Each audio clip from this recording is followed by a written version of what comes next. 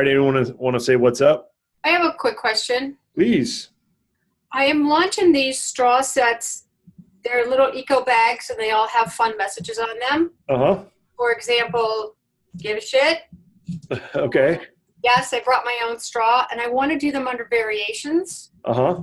But when I look under variations, there's no category for wording. Can I just pick a variation category? So yeah, so there's some there's like, well, I think there's a variation called style. That's probably the one I would use. Okay. And then on each variation you can say, style, and then you can put whatever the quote is as that style, like I think you said give a shit was one of them. You could say give dot dot dot as one of the variation titles.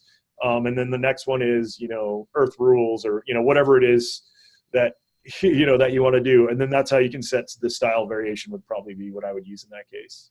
Thank you. Of course.